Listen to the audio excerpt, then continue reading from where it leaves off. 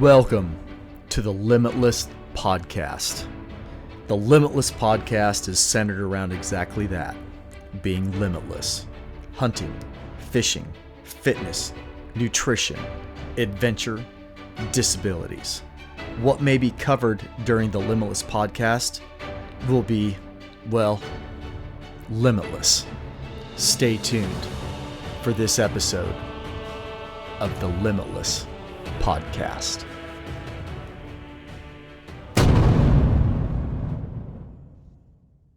Limitless Podcast listeners, here with another episode, third season, getting some content rolling again. This one is going to be pretty much all about traditional archery. And when I say pretty much, have no idea where this content might go. We might talk about some differences between trad bows and modern bows. Don't know yet, but I do know this is going to be a really cool episode. Have a great guest today. But before we dive into that, again, some sponsorship content. We have, for third season, Limitless Podcast, Hunting Day Coffee. If you're a coffee drinker, they are a Virginia-based, faith-based, family-owned rotisserie. That's probably going to drive the owners nuts. That's related to chicken, not coffee, right? But they are a rotisserie out of Virginia. Hunting Day Coffee. That is 10% off any order. Be Limitless 10. We have Phelps Game Calls. Near and dear to my heart. Washington company. Jason's a Washington boy, just like myself. Maybe he wants to be called a man. I don't know. I'm still a boy at heart. That's 20% off a one-time order, not one item, but a one-time order from Phelps, 20% off. That's Be Limitless 20. On Point Adventure Foods. That's a PA-based freeze-dried food company. Another great husband-wife team putting together freeze-dried food, high quality, locally sourced ingredients, faith-based company. On Point Adventure Foods, 10% off any order. Be Limitless 10. We have Vortex Optics, and our guest today, Kurt, is wearing a Vortex t-shirt. I love it. It's a 25% off any order on eurooptics.com. Remember that Vortex does not deal directly to the consumer, so they can't give me a code to vortex.com. So you're going to go to eurooptics.com. I use them all the time. It's a great company. And that code is VTXLMTLS25.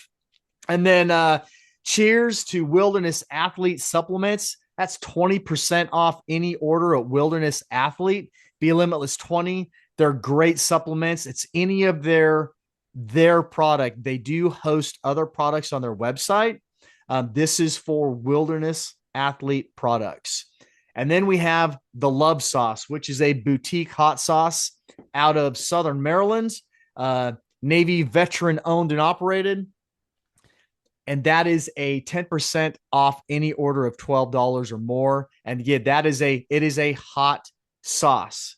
It's not overpowering, put you in the hospital sauce, but it is not North Carolina Pete slightly hot. This is a boutique, very savory, spicy hot sauce. So with that said, those discount codes are for you, the listener. There is no kickbacks to the Limitless Podcast or to Limitless Outdoors whatsoever. They are purely for your benefit. So with that said, I get to introduce to you a gentleman. His given name is Kurt Demmerly. His professional name is Intrepid Archery. He is out of Wisconsin, and he is making fine handmade longbows. Kurt, welcome to the Limitless Podcast. Thanks for having me. Introduce myself. My name's Kurt Demmerly. I was born and raised in central Wisconsin, still here. And I'm an avid bow hunter, fisherman, all-around outdoorsman. If I got free time, that's what I'm doing. And how long ago did you start making bows? I started making bows when I was a kid, but I wouldn't consider them bows per se, but it's whatever dad had laying around for scrap wood I'd use. And I'd make bows, and they wouldn't last that long, but I was trying. But I started making laminated bows back in 2020 when COVID came about, and had some free time, and it's something I always wanted to dive into and learn more about. So that's what I did. So were you making self bows before you started making Yeah, laminated bows? self bows, or they be more considered board bows, because I use a lot of red oak, and it's just dimensional lumber you can get from Home Depot or Menards. Okay. So I have not heard of a board bow. I've heard of self bows. Yep. It's the same concept basically, but instead of starting with a stave, you start with a dimensional piece of lumber. Interesting. Is Yep. it easier? I wouldn't say it's easier. It's harder because a lot of the stuff you can get at the stores, the grain don't run true. Like it'll run off quarter of the way up the bow, and that's where it's probably going to break. Okay. Yep. So Interesting. All right. What longbow were you shooting before you started making your own laminated bows? I actually never shot a longbow until I started making my own. I had recurves. I had a few recurves. My grandpa gave me a Bayer Kodiak Magnum. And I think I was 11 or 12 years old when he gave me that. And I hunted with that on and off when I was a kid, with no success. I shot at a lot of stuff, just never never made contact. And I'd go back and forth between that and a compound, and I think it was 2020 when I started building bows is when I fully committed into the trad world. And are you doing this full time now, or do Yes, you have yes, I a? am. Are We're you just rolling over a year full time of me doing this. okay? And how's that working out? It's going good. I'm keeping busy. Not getting rich by any means, but the lights are getting kept on. I got food in my stomach, so I can't complain. That's fantastic. I Yeah. imagine a bowyer in today's archery world has to be fairly tough just because the majority of archers are either shooting compound bows or crossbows. Or crossbows, yeah. But on that note, there is a lot of guys that are switching over from compound to the trad world, and I'm not sure why. Maybe they just want a little more excitement in their hunt or whatnot. But I think a lot of them are finding out they're just plain out fun to shoot. You can sit out in your backyard for 2 hours in the afternoon and shoot a longbow or recurve, and never gets old. No, that's fantastic. Yeah. I'm looking forward to it. So, to all the listeners, I am a proud owner of a Kurt Demmerly handmade Intrepid longbow. It's not my first longbow. In fact, it will be my third longbow that I've owned. It will be the first longbow that I'm going to hunt with. It's not the first trad bow that I will have hunted with, but it will be the first longbow that I have owned and hunted with. Because Really looking. You got Tolkien's in the past, correct? My first one was a Great Northern. Great Northern. I don't remember which Great Northern it was. I bought it used, Okay. and I it came highly recommended by a couple of folks, and I bought it, and I never even bought arrows for it, and I was steered in the direction of Tolkien, Mm-hmm. and so I found a guy that wanted to trade his Tolkien for my Great Northern, and so we traded straight across, bought arrows, and I found out that the guy that I spoke with at a company, he recommended arrows that were really overspined. So it's a 46-pound bow at 28. I'm drawing it at 27, so it's around a 43-pound bow. And he recommend he's had me purchase 350s. Oh, yeah, it's a little stiff. It's really stiff Yep. for that bow and for my draw length and Absolutely. It should poundage. be more in Yeah. the 500 or 600 spine. That's what I'm finding out. Yeah. And I put a few arrows through it and started trimming one down. I couldn't couldn't get that arrow to tune, and life got in the way, and then it was just so easy to pick up the compound and just start hammering Mhm. foam with the compound. And it's what I've really, I haven't really shot trad since the early 2000s. And so I was trying to learn to manipulate my bow arm so that I could stop wearing the arm guard. Yep. And I was struggling with that. It wasn't working out for me. And so I just, between wanting to get away from that arm guard and unable to tune my arrow, I just went back to my compound. It don't make And it that enjoyable, when nothing's flying right, you can't get any yeah, consistency with it. so the Tolkien went up in the spare room, and it's Yeah. been sitting there. And then I was at one of Chris Ham's shoots last summer, July. Yep. I was in the HHA conference room, and there was a longbow laying on the table, which I thought was very odd because I did not know of anybody at HHA that was advertising shooting a trad bow. And so I asked Chris whose bow it was, and he told me that it was yours. That they had obtained it through you, and that you were going to be at that particular shoot, and that's where you and I connected. And then Yeah. you released this new version that has it just has a very attractive finish on it. We'll talk about that here in a minute. And Sure. it's like, you know what? I'm gonna get rid of my Tolkien, and I am committing to it this year, 100% committing to it this year. So Well, I that's appreciate the order and the business, and like I said, I hope you like that bow. I love that thing. Wanted to keep it myself, but I can't keep them all either. so I've been doing a lot of talking. Why don't you start talking about the bow that I purchased? And if anybody's watching this on YouTube, you're seeing a video as Kurt is talking about my new longbow. You can look in the video and you're going to see it. Sure. So that is the redesign of the it used to be the Dwyer Longbow Endeavor, but my redesign it's got a little slimmer limb profile. Um, yeah, slimmer limb profile, a little different handle. It ended up quieting the bow down a lot quieter, a lot smoother. We gained some speed on it as well. And it just looks like such a sleek looking bow when it's strung up too. It's got good curves. But yeah, It's that bow of beautiful. yours, we got camo fabric under the glass, and I think I have a charcoal diamond wood riser on that one. Yeah, it's Yep. so it's a black laminate riser, and then it has the belly and the back of this bow is duck camo, Yep. the old school duck camo. It's sexy. It's sharp. I like Yeah. it. Yeah, it's gonna get bloody fingerprints all over it. That'd be a good problem to have. Yeah. No, I'm really, really excited You got a about it. you got a real nice matching Great Northern quiver for that too, I see. Yeah, I should reach over here and grab it. It's sitting. I thought about trying to string it up. Um, Hmm.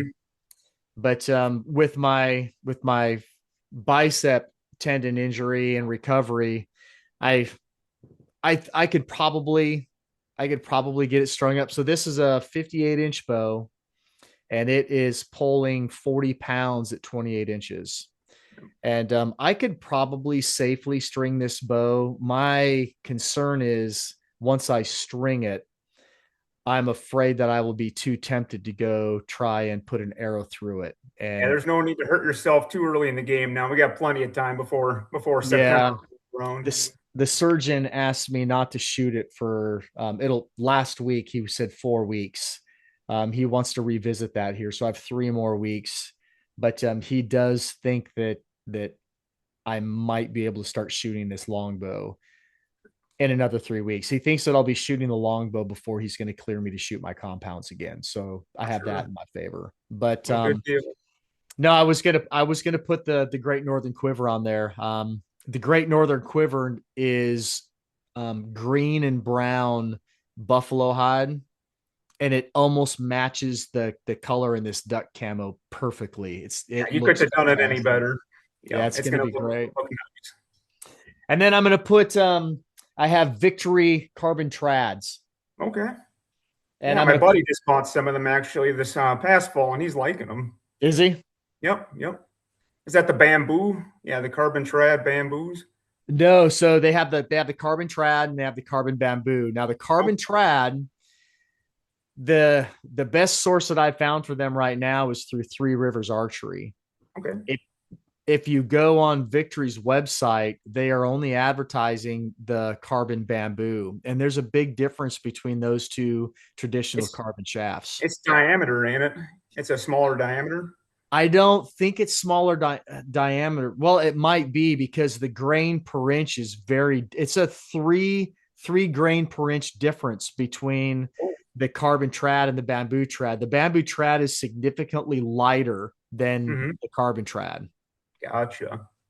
And I didn't want to have that light of an arrow. Mm. Yeah, with low So poundage bow, I mean, heavier arrow, obviously more penetration you're going to get. yeah, I would have had to have a probably like between 350 and 450 on the front of that arrow to get it to the overall arrow to be around the 525 mark, 500 Okay. to 525 mark, where I thought that I would initially settle in for my arrow build. And it's only 7 grains per inch on that bamboo shaft. And that was just, it was, I didn't want to start out with that much weight up front. Sure, sure. No, Victory makes great arrows. I'm currently shooting whitewater archery arrows, giving them a shot this year. Okay. And so far they've been tuning out pretty good. So Excellent. yeah. How many different bow models are you currently making? You think you're four different models. So they range anywhere from 62 inches to 50 inches. The 50-inch model has been very, very popular. I think a lot of guys are saddle hunting these days, or hunting out of hang-ons and tight quarters, and they're realizing a shorter bow helps a lot in them situations. So what's in those in a blind, Yep. in a ladder stand, in a saddle? That's a benefit. Right. So that's 8 inches shorter than the bow I'm shooting. Yeah. My Yep. And question is, what are the negatives to that? the shootability, which if you shoot it enough, it's just like anything. You're going to get used to it, and get acquainted with it. But if you got a little bit of flaw in your release or your form, you're going to see it downrange a lot more, just because it's so short. Is it The limbs. louder? No, it's actually pretty quiet. Is it? Okay. Yep, yep. I'd consider it about the same as that Endeavor you got. Okay. Yep. So that's interesting, considering when you talk about any discrepancy or alteration of your form. Mm-hmm. I mean, that's with anything archery, but if it's going to be magnified, so it's basically the same thing. If you go from a 34-inch ATA, I'm sorry, a 44-inch ATA compound, or no, 34 ATA compound down Mm-hmm. to a 28, 27 ATA Yeah. compound, I mean, that's vastly less forgiving. Oh, for Going sure. from that longer ATA to the shorter ATA, faster. It's going to be Yep. faster, but very, very unforgiving. You're Yeah, saying when it's you're the shooting same thing. yeah, when you're shooting long range with them size compounds, I'm sure you pull it a little bit, it's going to show up way, way off down range. Which here, from 15 yards, let's say, to 30 yards, you're going to notice quite a bit of difference. And that's interesting to me that somebody in a saddle would want to go with that short of a bow that's going to impact their accuracy, because you're contorted in so many different positions in a saddle. From what I'm told from guys that use saddles with traditional equipment, the bridge tends to get in the way, depending on your string angle or your bow. So for a really close shot, I guess when you're going down like that, your bridge gets in the way of your string. And the string angle is just a little different because it's shorter on this bow, and it don't seem to get in the way as much. I will let you know. Please try. As soon as I'm cleared to start shooting the bow and climbing, Mm-hmm. I will have my saddle up in the backyard on my foam lane. I'll have it up in a tree, and I will Yep. be shooting this Intrepid out of my saddle, because I intend to saddle hunt with it. Sure. and I'll let you know where I'm having issues. Absolutely. Because yeah, I saddle hunt on and off, but I'm more of a hang on guy. It's just what I prefer, I guess. A lot of trees I get into, they're so brushy. Either you trim it up to be a telephone pole to get up there in a saddle, or you just tuck it right in there. Okay. That's Yeah, interesting. yeah. But Because no, even with my compound, I've been in some very twisted, contorted positions coming to full draw in my saddle. yep. Yeah, I mean, I've when I did use it, I've shot a couple times where I'm completely facing the opposite way of my tree. Like I Yeah. got the bridge going around my shoulder, trees to my back, and he's on my back side. So they got their benefits. There's no doubt. 50 inch. Huh. I'll ponder that a little bit. Oh yeah, I love But this little bow. I didn't think I would like it when I first started building it, but the more I shoot it, it just I don't know. I'm drawn to it. Yeah, nice wordplay. yeah, yeah, yeah. I didn't even mean to do that, but And right no. Oh, go right ahead. now those four different models of bows that you are making, they are one piece bows. Yes. Yep.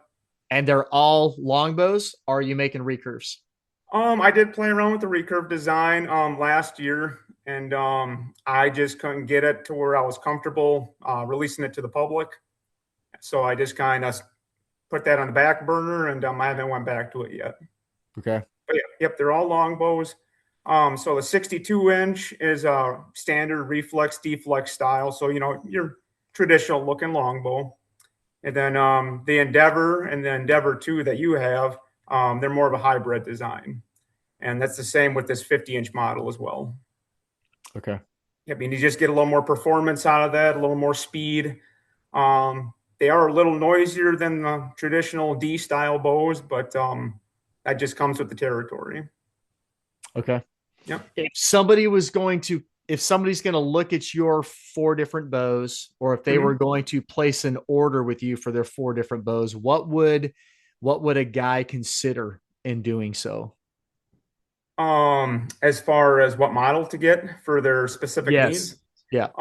So beginners, I tend to steer them towards the 58-inch that you have, just because you're working on your form, you're trying to get your consistency down, and that's just a more forgiving bow to shoot. Um, like I said before, with that 50-inch, it's a little more unforgiving, but it depends what guys want as well. If they want to tuck into a pine tree and be able to shoot their bow, obviously I tend to steer them towards a 50-inch, or ground blind hunters for that matter. And is your grip, are they all the same? On the Endeavor and the Venture, the 50-inch Venture, they're basically the same. The Dauntless, which is my 62-inch model, it's more of a low style grip, which it don't have as deep of a locator for your hand. Okay. Yeah. And then as far as how they're tillered, are your bows tillered for split finger, Apache? How are they tillered? So all my bows are tillered 1/8 inch positive, and personally for me, I've shot mine 3 under my whole life, and I know guys that shoot them split and 3 under, and they can't tell the difference. Okay. Yep, I know they say for 3 under they should be an even tiller, and for split finger should be 1/8 inch positive. Okay. Yep. And are any of those guys? I've just been introduced to the world of string walking. Mm-hmm. Are you string walking with your bows? I am not. Nope. No. I do know guys that do it. I've tried, and I just cannot get used to it for the life of me.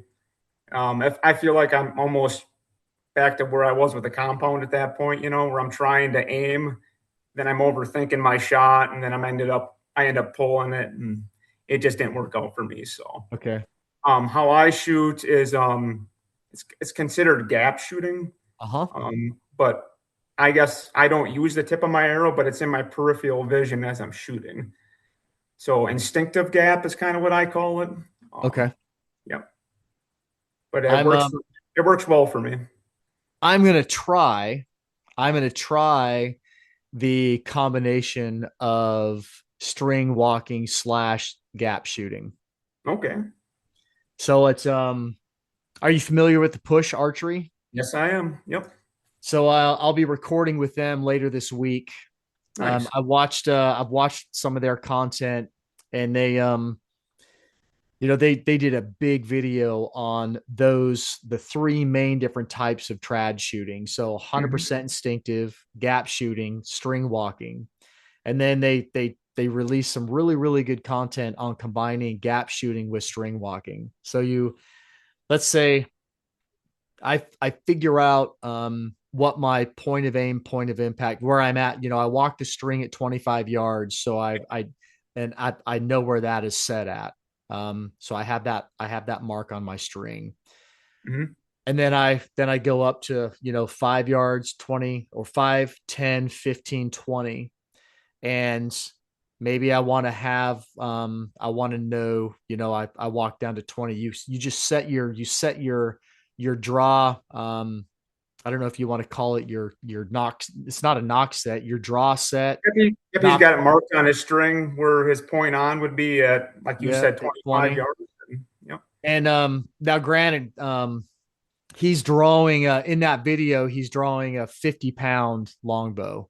Hmm. But from 5 to 20 with his 50-pound longbow, he has probably a 3-inch group that's shooting, a couple inches high at 20 yards. So from 5 to 20, all of his shots are hitting in a 3-inch group, and they're all right about 2 inches high of his point of aim, point of impact at 25 yards.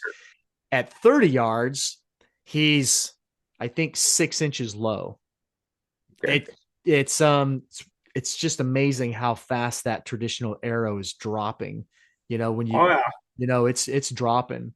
But it's from a hunting aspect, I'm looking at it as, that's real easy point of aim adjustments 20 yards and in. Sure. And Which even most of your shots are 15 or less a lot of times in my case, but yeah, 20 and in, that's where you want to be at. I'm gonna use this trad bow quite a bit hunting Sika this fall. I was gonna pick your brain about that because I've seen your I don't think it was videos, but your post about Sika hunting last year, and them are just them are from China, correct? Or they're from overseas? They're from Asia, Asia. and Oh, so what I know about them is a wealthy gentleman out here on the East Coast brought some in for his property so that he could have an exotic on his property. sure. They got out, and Yep. they have proliferated here in the marshes on the eastern shore. And I mean, I don't want to say it's so bad because it's a wonderful game animal to pursue, but the Sure. game department they're trying to capitalize on the resource, but they 100% want a dent made in the population. And it's tough because of where they live. The marsh is a very unforgiving environment to hunt. Hmm. There's a ton of private property, So not a and lot of public access, and no, no. no, and I mean, they like thick stuff. Yeah. And so Sounds like the deer around here. I think the trad bow is going to be great. There's some spots where I like to hunt where you're lucky if you have a 30-yard shot. Most of them are 20 yards or less, and you're not in standing hardwoods or standing pine where I hunt. You're Hmm. in really brushy, thick stuff, a lot of marshy stuff.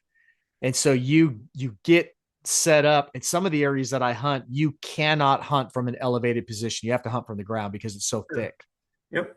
And so you find a spot where you might have two, three, maybe five very distinct shooting lanes, and that's it. And again, some of those shooting lanes might be 10 yards, one or two might be 20 yards, maybe you have a Mhm. 25 yarder, but Yep. I'm setting myself up in very close quarters. And I sit down on a little pedestal seat, and my favorite thing to do is find like a sweet pepper bush or some mountain laurel or greenbrier, really dense bush that I can get dug into. And then I Hmm. just sit with an arrow nocked and the bow between my legs. And Yeah, I mean, with I you just hunting on marshes, you could probably hear them coming before you even see them sloshing through the water too. in the marsh, if you're in the sand, you Hmm. can't hear them. All of a sudden, they're just there, They're and just there. yeah, and they're smaller deer, correct? They They're not as are, big as yeah. whitetail. Yep. And Okay. they're not a deer. They're a stag, Okay. but Yeah, people call them deer. sure. It looks like a little deer to me, but yeah, you're right. So there's two things. One, the word in Japanese translates into English as deer, but Hmm. they're a stag. And then that's what Americans do, right? They name things whatever they want. So guys are like, oh, it's a deer. We've got this weird deer out here. This is a sick deer. Well, This weird little spotted deer. it's a stag. Yep. That's cool though. I Yeah. wish we had them in Wisconsin. Give us a little variety up here. They're really cool critters. Yeah, they look Yeah. like it. They're fun to engage with. They're very vocal and they taste really, really good. So that will be I will whitetail hunt Hmm. with my longbow this year. Sure. I'm forcing myself to hunt 50% of my time archery hunting this year will be spent with a longbow. That's awesome. You almost got to commit to it, and in order to get good with it, I guess. Because I did that for years, where I'd go back and forth between a compound and traditional equipment. Because let's say I missed one, or I saw a buck and he was at 40 yards, and I'm like, well, dang, I wish I had my compound today, so I'd bring that out the next day. But until I sold everything, I was the same way. So the past few years, every December, January timeframe, I would tell Mhm. myself, all right, this next hunting season, this is the year I'm going trad. Yep, And I have not committed. I have not done it. it's And hard. so this year I am I'm going to 50% of my hunting. So it's going to start out every other hunt. I'm just going to go back and forth. I Hmm. know that okay, if I hunted with my compound today, tomorrow or the next day, my next hunt is going to be with the longbow, period. Sure. There are some environments, again, like I was talking about, where if I go to those locations, I do believe that every time I go in those locations, I'm taking the longbow no matter what. That's just the Yeah. way it's going to be. If If I know you that know I'm the going to be, shots are going to be close, I mean, you're almost better off. yep, yeah, I think it's going to work out great. I do. Well, And good. who knows? I might start having so much fun with it this year that I just decide that the compound's going to end up sitting in the shop, and I'm just going to mainly carry the longbow this year. Yeah, yeah. And there's guys that go back and forth and use them both and have success with both of them too. And I ain't got a single problem with that. As long as they're out there doing what they want to do, that's all that matters. I think it's the best attitude to have. It's legal in It your is. state, then go hunt. Yeah. Like I said, I go to compound shoots where I saw you at the HHA shoot, and I feel like I'm the only guy there with traditional equipment. But I don't care. I'm still zinging them at the target from the compound stakes, and having fun with it. That's what it should be about, right? Yeah, absolutely. Well, talk to me about strings. So you're doing your own Flemish strings, that correct? The string that you sent out is a string you built? No, it is not. I actually go through a guy that makes them called Whispering Bowstrings. Yep, he makes my strings for me, and they're all D97 Fast Flight. It's a Flemish twist, and that seems to be the best to get good performance out of these bows, and they're still quiet. Okay. I did make my strings when I first started building bows, and not a fan of doing it. It's just not my favorite thing to do. So, Okay. yep, I'll still do it for myself if I need one, but yeah, he offered to make them for me, and it just worked out. So, yeah, I made a homemade Flemish jig and yep, I was making my own strings, no serving on them. I would just, twist them up and then establish the knock set and shoot it that way. yeah, And it was fun, simple, yep. very It's simple. cheaper. Yeah, it's cheaper than buying a string, making your own. There ain't no doubt. Yeah. Yeah. I don't have your string is. sitting over there, you're tying your own, or he is tying his Yep. own knock sets, correct? Yes. Yep. So let's talk about that. So I know for me on my compound, I tie my own knock sets and knock points and everything. Okay. Um, I still see a lot of guys on their trad bow strings and a lot of videos where they're still using the The brass brass knock knucks. sets. Yep. What's the big difference or the benefits between either one? Positives, I negatives, think all. well the weight of the brass via the served on knocks I think has a lot to do with performance. But when you're tuning your bow, the fact that you can just twist that up and down on the served in knock point just makes tuning your bow so much easier. You go up a couple twists, you go down a couple twists, and you get that knock point right where you want it. Okay. Yeah, that All seems right. to be what works for me the best. But I don't see why a brass knock would change performance all that much. And what material would a guy use? Am I going to use the same serving material that I use for my compounds to tie knock sets, or would I use something different? I think it'd be the same. I Okay. forget what it's called. I think I actually have some. No, I do not. Um, I forget what it's called, but it's just straight up serving material. Okay. Yep, same stuff you'd use on your compound. Is it, I don't know the name of the knot, but is it pretty much the same type of knot that I'm using to tie in my Yes. knock sets? Yep. I don't know the name of it either. I just know how to tie it. Okay. But yeah, yep, should be the same. Basically doing overhand on the top, overhand on the bottom, overhand on the top, overhand on the like. Yep, that's one way of doing it. And then the other way is, well, I don't know how to describe it that well, but yeah, you lay it on there. And I use a Sharpie. I lay it on, I wrap it around, and then I go back through the loop that you made underneath your string, cinch it down, and then just burn the ends. That's almost like a blood knot or a Prusik knot. Could be. Like I said, I don't know the name of the knot, but it sounds right. Okay. All Yep. right. That's But yeah, there's, interesting. there's Good. there's a couple different ways of doing it. One just looks a little bulkier than the other, I think, when it's all said and done. All right. Well, so let's talk to me about fletching.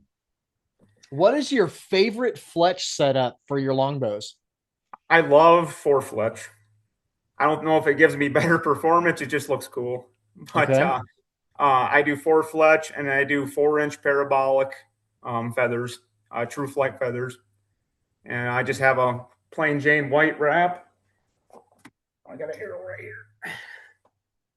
Yeah, plain Jane white wrap, four fletch, just green knocks and pretty plain arrow, but it works well for me. Have you tried spray painting rather than using a wrap? I did when I was younger because I didn't have the money to get arrow wraps, and I could never get the fletchings to stick to it.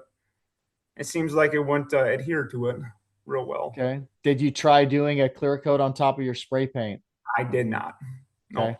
No, no. It's whatever Dad had laying in the garage is what I would use. So, yeah. But I'm I'm going to play around with cresting. So okay. that batch of 350s that I have, which Mhm. I will never I I will never I have a inexpensive three-piece recurve that I bought off of Amazon in Okay. 2000 and I think 12. Hmm. Um it's a 60 or 65 pound recurve. Ooh, heavy I'm hitter. Yeah. I'll never shoot it again. I'll never hunt with it again. I could probably use those 350s with that bow. Well, But I'm sure they'd be fine for that. I think I'm gonna strip the factory fletching off of those shafts, and I'm gonna play around with sanding them down a little bit and shooting them with spray paint, and Yeah. then doing my own cresting. I Hmm. I'm gonna play around with. I have my arrow spinner, and I'm gonna take some Velcro straps and put them on top of that because it's got the ball bearing rollers on it. Yep. So I'm going to put Velcro fabric straps on that. So when I lay a shaft on it, I can loosely put those straps over it so it doesn't bounce or wobble.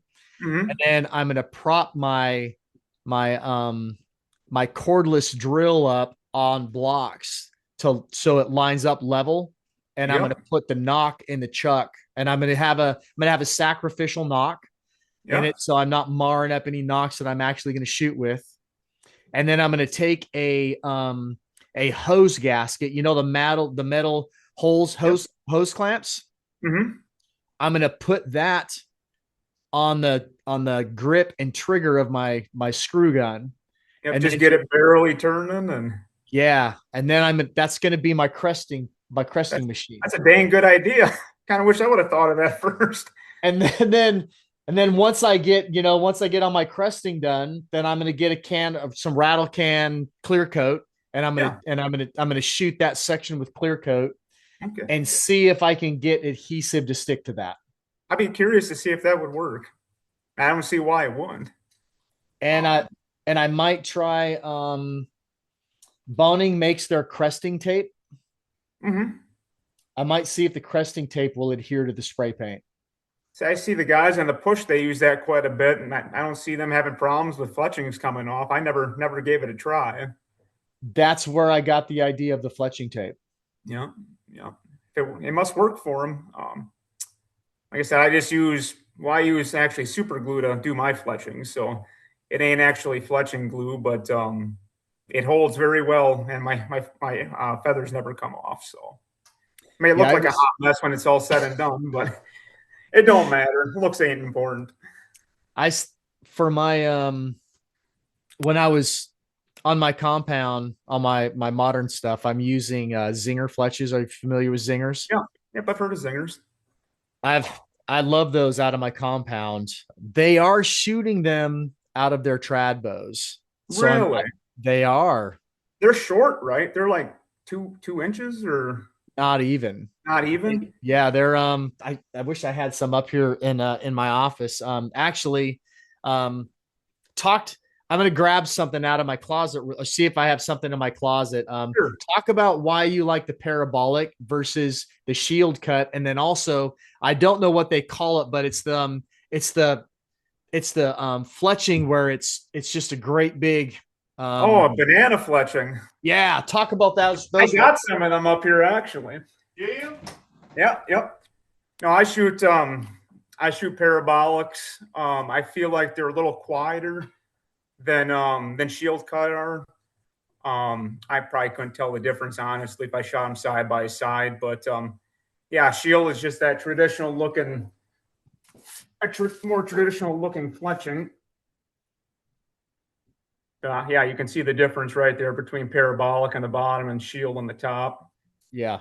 And then we got the old school banana fletchings, which I made these myself, and they slow your arrow down quite a bit, I've noticed, but I don't know, they just look cool. I like how they look.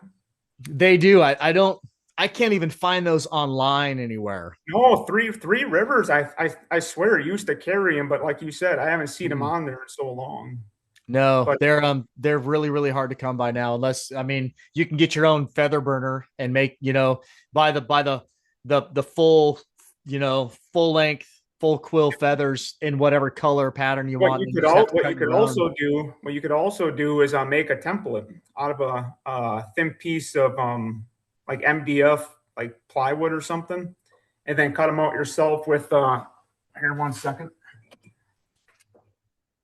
with one of these, and this is just a fabric cutter,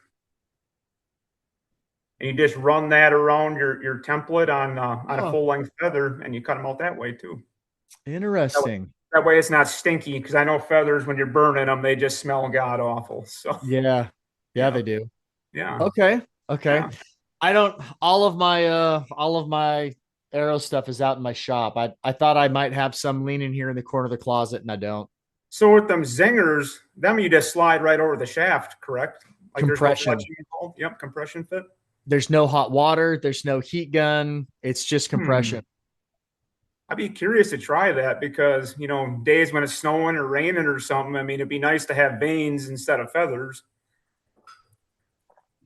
Well, I tell you what, the owners of Zinger Fletches, they're great dudes.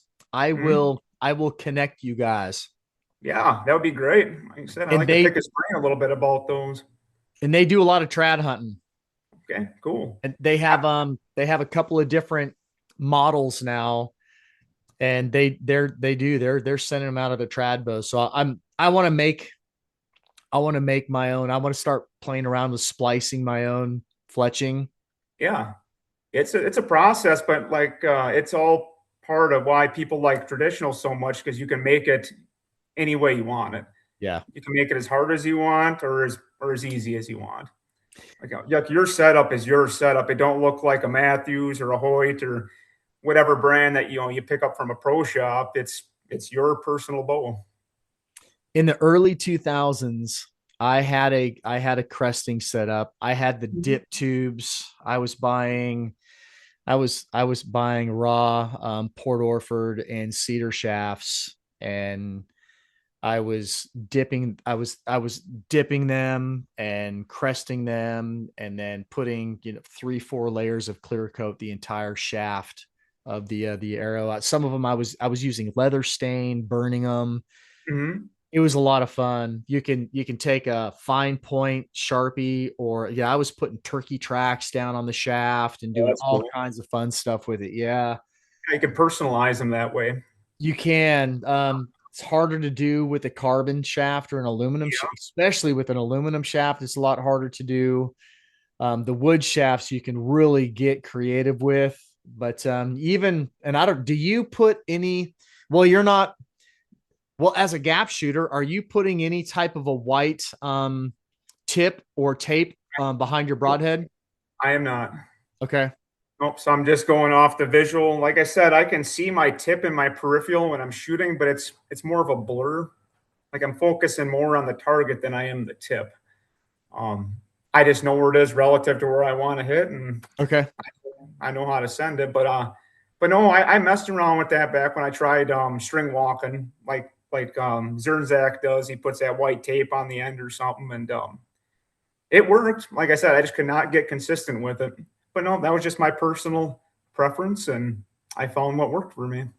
Yeah, I think when I'm playing around with using spray paint and stuff, I might shoot the tip. I've seen guys paint the back edge of their broadheads Yep.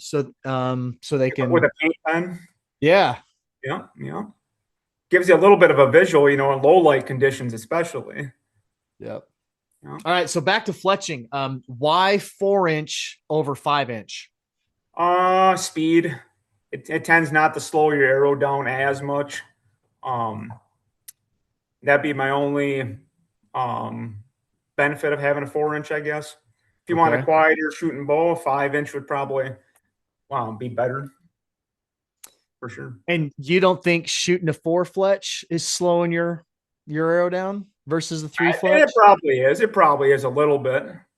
I never tried 3-inch or 2-inch, so I couldn't Okay. tell what the difference would be. And what degree helical are you putting on your? I think whatever the standard is, I forget what that would be, 40, 45? No, it would be like 2 degrees, 3 degrees. Yeah. It's just whatever the fletching jig came in. I never Okay. adjust stuff too much. What fletching jig are you using? BPE. Okay. Yep. Yep. I think you can get them at Three Rivers. I have 2 different boning jigs. I have their older tower jig. Mm-hmm.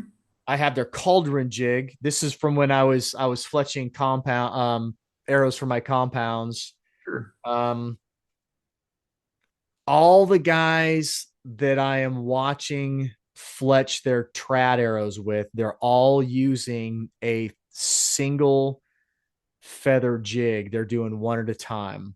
Yep. Like a Bitzenberger, they're real big in the trad world. Yeah, they are. I also have a Joe Jan fletching jig, which is a Wow. six arrow. You can do six at Yeah. a time, and turns out it was a right wing fletching jig, and I was always using left wing, which I didn't know at the time. And but it still worked for me. Man, that's a whole. I like that because you can get 6 done at a crack instead of doing 1 at a time. I don't like fletching arrows; it just takes too long. I'd rather be shooting my bow or something. Yeah. Yeah. So that's man, I don't want to, I don't want to jump around to so many different topics at one time. The talking about, whether you're going to shoot um right right helical or left helical. Obviously, I shouldn't say obviously, you need to make sure that, if you're going to shoot right helical, that you need to have right wing feathers. Yep. Um, but they've been doing so many slow motion videos, both for compound and for trad. Mm-hmm. And the spin of the arrow on a trad bow is so slow, the rotation, Yep. that from the arrow completely clearing the bow to 20 yards, they're saying that the arrow is only making maybe 2 full rotations. Oh, really? So they're whether you're a right-handed shooter shooting right helical, or a right-handed shooter shooting left helical, because traditionally they say if you're shooting a right-handed bow, you should be shooting left helical. Mm-hmm.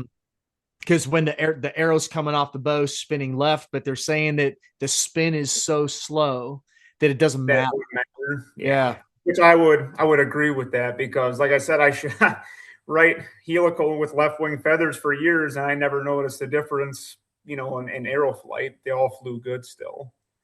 I My know. guys, So I'll go go ahead. ahead. Go ahead. My guys use straight fletches too. And they seem to like that. Yeah. Yeah. I know guys in the compound world that when they bear shaft a new half, any arrows that they shoot, they bear shaft them and they knock test, so that because some arrows will clock left and others will clock right, Yep. whether you're a left or right-handed shooter. And so these guys will test every single arrow and they will And then sort fletch them out. each shaft according to what the natural rotation of that shaft is. That's crazy. That's too in depth for me. It's nuts. Oh, I don't like going down arrow rabbit holes. I'm a good friend of mine. He's an arrow whiz, and he knows way too much about fletching arrows and all that stuff. And he's trying to get me to go down that rabbit hole. And I tried last year, and I was pulling my hair out.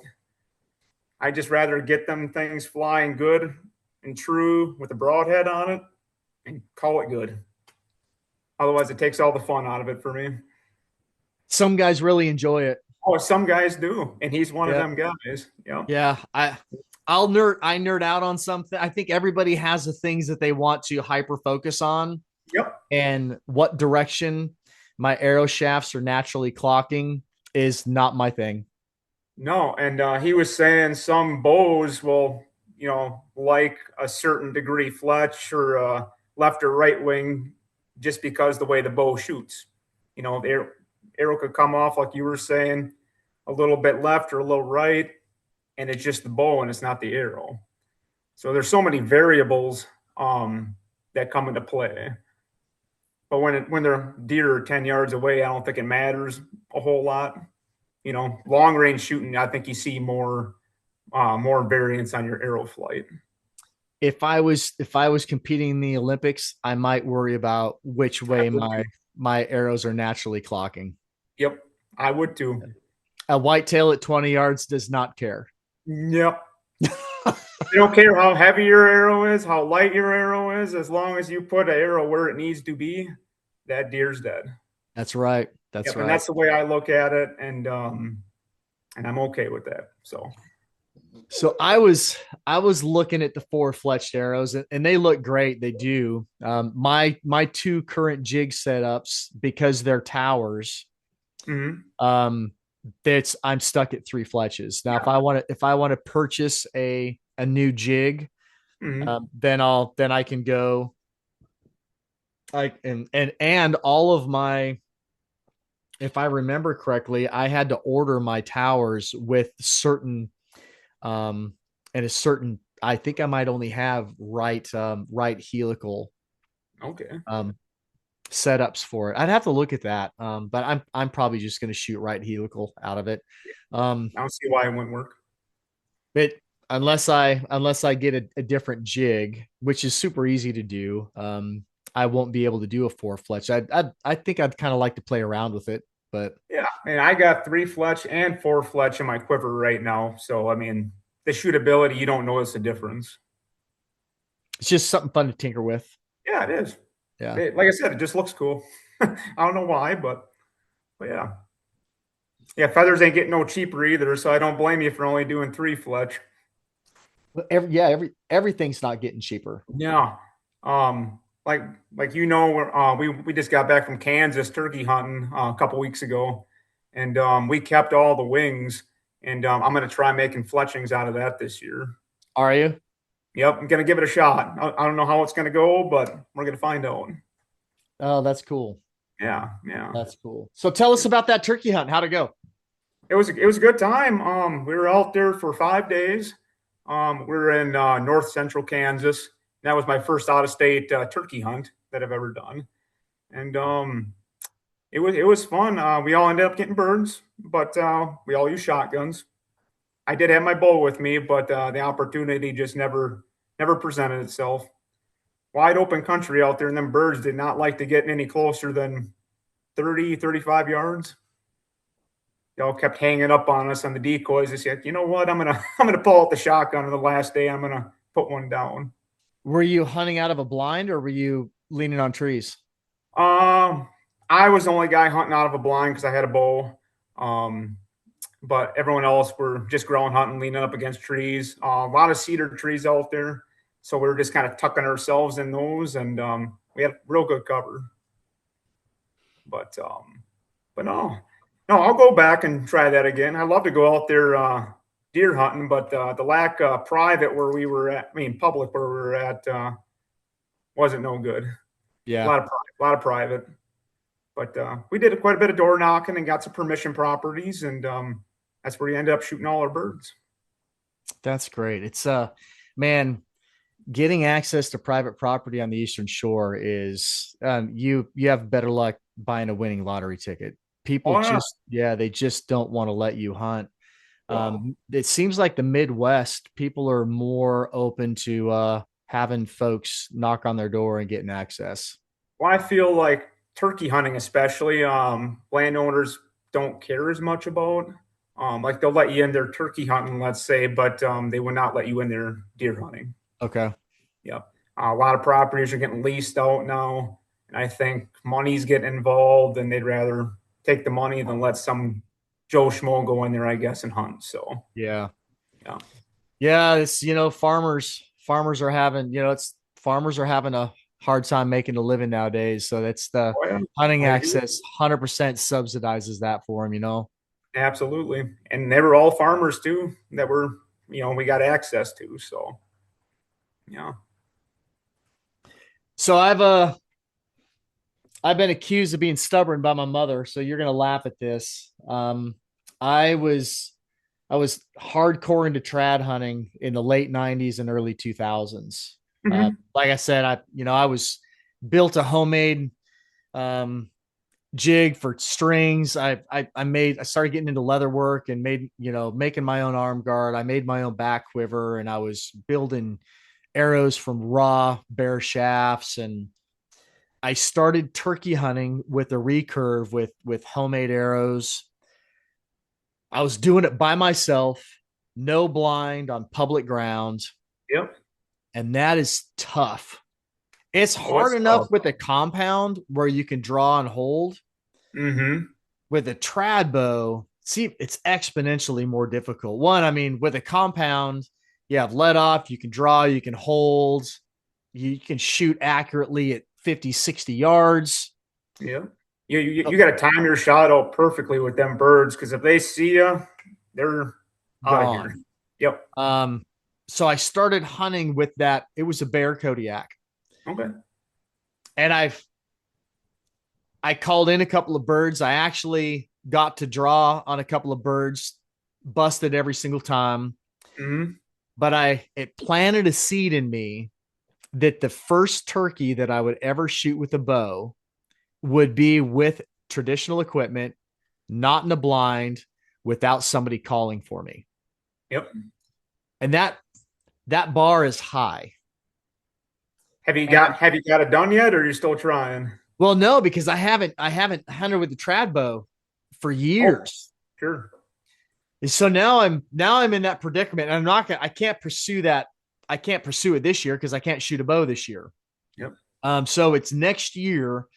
I have to ask myself, do you stay the course and just keep that bar way high over your head Mm-hmm. and still try to go out with your longbow by yourself, no blinds, and still try to shoot a turkey? Or do you lower the bar a little bit and at a minimum go out with a collar set up so I can get out at or beyond the decoys if we think we know where the birds are coming Sure. in, and have the collar behind me focusing on the call point and allow me to get to a draw. The other change is, when I was in early 2000s, I had both my legs, so I could be in a kneeling position, Mm-hmm. and I don't kneel well with my prosthetic on. So I would possibly have to try to take my prosthetic off and then get into that setup that way, and either be set up and hunting without a prosthetic on, or it's get myself tucked into some really, really good concealment and sit on my little tripod stool. So it's easy for me to draw that way, but Yeah. that really limits some things when you're turkey hunting as well. Oh, I've got to, absolutely. I've got to I, chew on that a little bit. I have no desire to shoot my first bird with a longbow out of a ground blind. I don't want to do that, it's but almost too easy, you know. But no, I mean, you could always try. They got them short, like you're almost sitting on the ground, but you're not. Them small chairs, they get you real low to the ground. I don't know how shooting a longbow out of them would be, I but know that would kind of get you a little bit lower too. I can shoot my compound just fine out of one of those hunting chairs, those ground level hunting chairs. Yep. Easy day. Yeah. Longbow, I think, might be a little more challenging. You might have to have it horizontal almost to shoot the dang thing. Yeah, Yeah. yeah. We'll see. I think next turkey season that might be the endeavor, is There you to go. is to uh Nice to play try of words.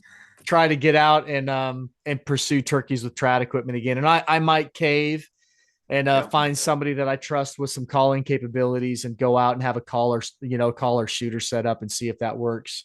Yeah. The thing is with the turkey, the pressure ain't there like it would be with a 180-inch whitetail. If you don't get a turkey, it's like, oh, we got next year or next week or whatnot, and the pressure ain't there. But I got my turkey tag for Wisconsin starts this coming Wednesday, so 2 days from now. So I'm going to be out there with the longbow trying to get one on the ground, like you were saying, no blind. Um, don't got high hopes, but I'm going to give it a shot. The only thing I like about hunting out of a blind for any critter, doesn't matter to me, Mm-hmm. is that from the ground Yep. it's easy for me to go pee. Absolutely. You're not I hanging off the saddle doing acrobatics up there. see, and a saddle that doesn't bother me. It doesn't Yeah. bother me at all. And I've man, it's our urine. I mean, I pee in scrapes. I don't buy any type of liquid sense anymore. I just pee in scrapes. I have my That's what wife we pee in do. scrapes for me. Yep, that's what we do, and it turns into ammonia after I forget how long they say, but Yep. deer It's don't know the difference. it's the movement for me. Yeah. So when I'm turkey hunting, I can go out and I can get set up. I make some calls, and then 30, 40 minutes later, it's like, holy smokes, I have to pee so bad. Mm-hmm. You're exposed. All that movement, you can't, if they're not gobbling, you can't see them coming in. No, they So come in, ghost you, and yeah, all of a sudden, boom, they're there. yeah, so that's the one thing that I like about a blind is I can pee while I'm in the blind and it doesn't Yep. ruin my setup. No, no. That's about the only positive. I hate being in a blind because I can't hear nothing and I can't Yep. see my peripheral either. That just bothers me. Yep. Me too. Me Yep. too. It's very, Yep. it's confined. Yes. Yep. I can't get up and move. And that's why I mobile hunt so much around here because I like bouncing from spot to spot so much. Yeah. It's a good time. So I have a friend here on the shore. He and his dad have access to a really nice piece of public that butts up against National Refuge. Mm-hmm. And they don't turkey hunt. They only deer and sika hunt. Sure. And my buddy has never killed a turkey. So I went out to their property this morning and found a spot on their property. Kurt, I'm excited. I'm Yeah. I'm I'm trying not to have the vision that tomorrow's a slam dunk because it never is. There's so many things that can go. I mean, they might not even come through the property in the morning. I don't know. But I found there's going to be three of us, and Mm-hmm. I found this perfect setup. Their property line is an old irrigation ditch, and it's in Mm-hmm. hardwoods and pines. Sure. And the amount of turkey sign running along that irrigation ditch is insane through the timber. I mean, Just deep down to the mud.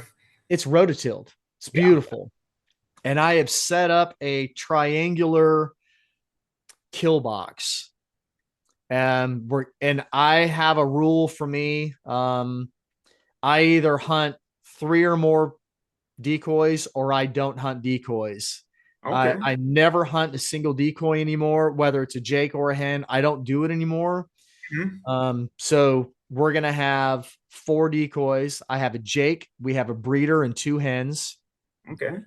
And there's a cutout. They have this beautiful lake. It's probably a 5-acre lake, and it's this beautiful swath of grass coming off of the lake. And then there's a triangular cutout that goes into the timber, and the top portion of this triangle is scattered hardwoods. And so I have them set up on the tree line of that cutout 40 yards apart, and they're Mm-hmm. facing to the apex of the triangle where all of the turkey sign is at. And Sure. then I'm at the base of the triangle, and we're going to put the jake and the breeder at the base of the triangle where it's mostly grass. So it's going to look like it's like he's set up in a strut zone. And Yep. then the two standing hens, or the feeding hens, will be inside where the standing timber starts. We'll have overlapping courses of fire for them. I'll be covering the base of the triangle. It just looks perfect. We just need birds to show up. Too good to be true. It's going to be so much fun, man. Oh man, like I never got into turkey hunting until I went with my friends a couple years back, and I just don't know why I never did it before. It's so much fun.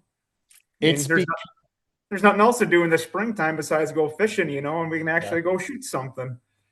It's Yeah. becoming my favorite thing to hunt. Oh yeah. I called went in for my buddy in Kansas to 5 yards, and he was one of them birds that when you talk to him, he'd gobble like immediately. He was on a string, and he got within 5 yards of us, and he never knew we were there. Behind us, circled around right in front of my buddy, and yeah, he shot him at 5 yards away. It was just the coolest thing. I never called in a bird for somebody until then. I find as much enjoyment calling in a turkey for somebody else as I do shooting a turkey for myself. Especially when they're vocal like that. When Yeah. you can't even get that call out of your mouth, and he's hammering on you. Yeah. And it amazes me how they can pinpoint where a sound's coming from too. Because he circled around us, and we were set up in a little patch of cedars, and he knew exactly where I was. Like I thought he was going to walk right into my lap there for a little bit, and then he ended up circling around us and gave my buddy a shot. But when he got into 20, 30 yards, I stopped calling, and he still knew exactly where I was. So yeah, they're incredible birds. They're looking right where the call is Yep. coming from.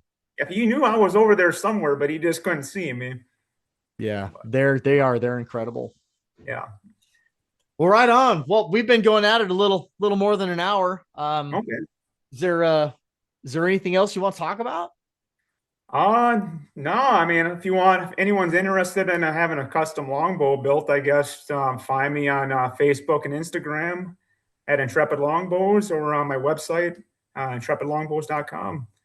Got any questions? Just give me a shout. I think that once my arm is healed up and I'm cleared to shoot, once I get some time with the bow and I get my arrow set up done, maybe we record another podcast and just talk about the bow, tuning it, playing around with brace height, Sure. talk about the arrow build, and just throw out a few more details on the bow. Absolutely. Sounds like a plan. Excellent, man. I really appreciate your time this morning. I had a blast chatting with you. Yeah, same here. Thanks for having me. Yeah. Good luck with your turkey hunt. And maybe we need to record. If you get out there and you shoot a bird with your longbow, maybe we need to record your turkey hunt story. Sounds good. I hope that's the case, but I do too. we'll see. Keep me posted. I will do. All right. Hey, Kurt, thanks again. Hey, folks.